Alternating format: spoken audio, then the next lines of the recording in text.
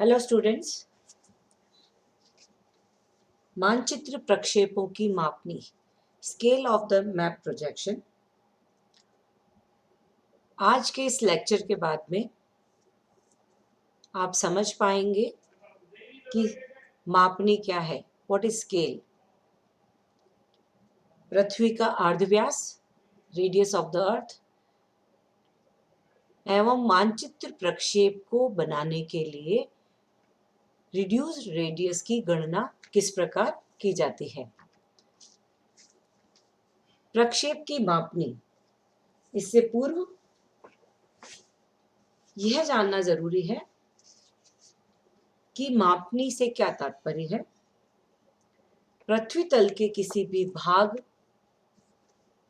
को वास्तविक आकार में हम प्रदर्शित नहीं कर सकते हैं, इसीलिए भौगोलिक मानचित्रण के लिए हमें मापनी का प्रयोग करना पड़ता है और जिसकी सहायता से हम पृथ्वी के बड़े मानचित्र को कागज पर या समतल सतह पर बना पाते हैं।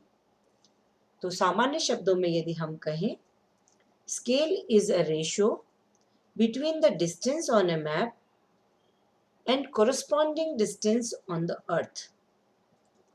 मापक मानचित्र पर किन्हीं दो बिंदुओं के मध्य की दूरी तथा पृथ्वी पर उन्हीं दो बिंदुओं के मध्य की दूरी का अनुपात है। जैसे कि यदि दो बिंदु 20 किलोमीटर की दूरी पर धरातल पर स्थित है और मानचित्र पर 1 सेंटीमीटर के द्वारा प्रदर्शित किए जाते हैं, तो मानचित्र की मापनी 1 सेंटीमीटर बराबर 20 किलोमीटर होगी। इस प्रकार यह संबंध जो मानचित्र पर किन्हीं दो बिंदुओं के मध्य तथा उन्हीं दो बिंदुओं के मध्य होता है, उसे ही मापनी कहा जाता है। मानचित्र उस वास्तविकता तथा प्रतिनिधित्व के मध्य पाए जाने वाले संबंध मापनी के आधार पर ही बनाए जाते हैं और इसी मापनी के सहायता से हम पृथ्वी या इसके किसी भाग को शुद्धता पूर्वक प्रदर्शित कर पाते हैं। हम सभी यह ज्ञात है और विदित ही है कि पृथ्वी का औसत अर्धव्यास 6367.75 किलोमीटर 63 करोड़ 67,75,000 सेंटीमीटर एवं यदि मील में हम कहते हैं तो 3,956.75 मील है। इस पृथ्वी के औसत अर्धव्यास को प्रक्षेप में गणना की दृष्टि से सरलता के लिए राउंड फिगर कर दिया जाता है, जिसके द्वारा मानचित्र प्रक्षेप के लिए पृथ्वी के समानीत अथवा लघुकृत गोले का अर्धव्यास, जिसे कि रिड्यूस्ड अर्थ का अर्धव्यास हम ज्ञात कर सकें। कई पुस्तकों में यह 63 करोड़ 50 लाख की गणना की जाती है एवं कई पुस्तकों में यह 64 करोड़ के रूप में मिलेगा सेंटीमीटर्स में। एंड मील मापनी में यह 25 करोड़ की गणना की जाती है। यह वास्तविक अर्धव्यास के निकटतम राउंड फिगर्स को लेते हुए यह गणना की जाती है। गणना में ब्रिटिश प्रणाली एवं मीट्रिक दो प्रणालियों को काम में लिया जाता है। ब्रिटिश प्रणाली जहां पर मील, फरलॉन्ग और इंच को काम में लिया जाता है, वहीं मीट्रिक प्रणाली जो कि डेसिमल मेथड है, वहां पर किलोमीटर, मीटर एवं सेंटीमीटर मापनी को काम में लिया जाता है।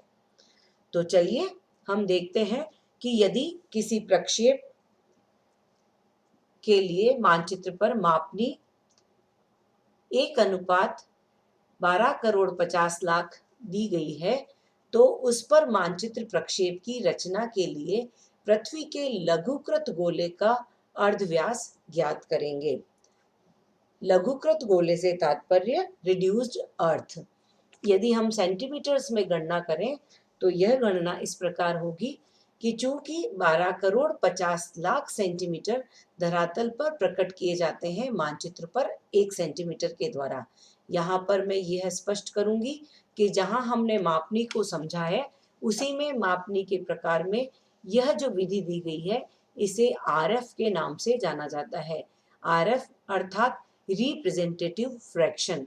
इस रिप्रेजेंटेटिव फ्रैक्शन में जो अनुपात दिया जाता है इसकी दोनों ही इकाई समान होती है और हमेशा अंश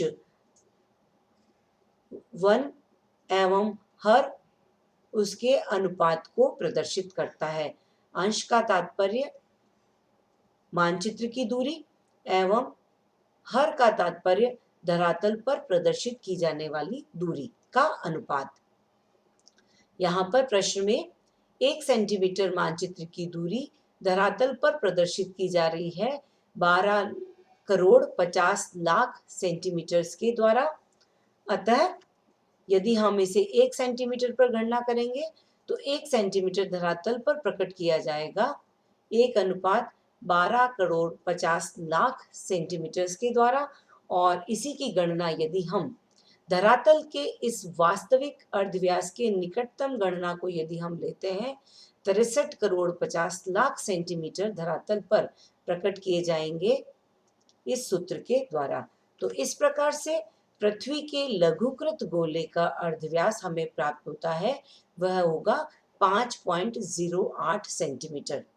आप समझ गए होंगे कि इस मापनी पर यदि हम पृथ्वी के इस अर्धव्यास को करते हैं, गणना करते हैं, तो इस प्रक्षेप की मापनी के अनुसार पृथ्वी के रिड्यूस्ड रेडियस की गणना 5.08 सेंटीमीटर होगी।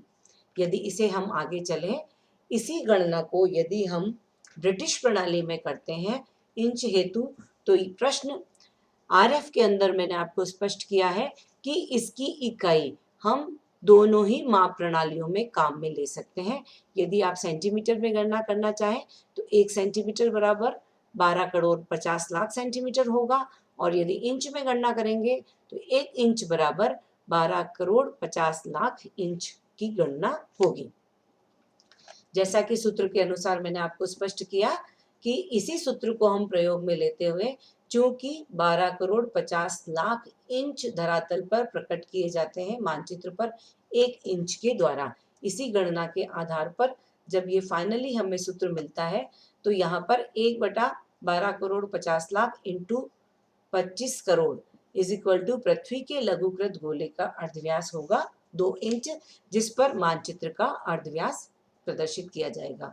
तो इस प्रकार से पृथ्वी के लघुकृत गोले के अर्धव्यास को निकालने का सूत्र जो हमें प्राप्त होता है वह है पृथ्वी का वास्तविक अर्धव्यास। वास्तविक अर्धव्यास यदि सेंटीमीटर में है तो 64 करोड़ या 63 करोड़ 50 लाख होगा और यदि मील मापनी में करेंगे तो हम इसको 25 करोड़ के रूप में लेंगे।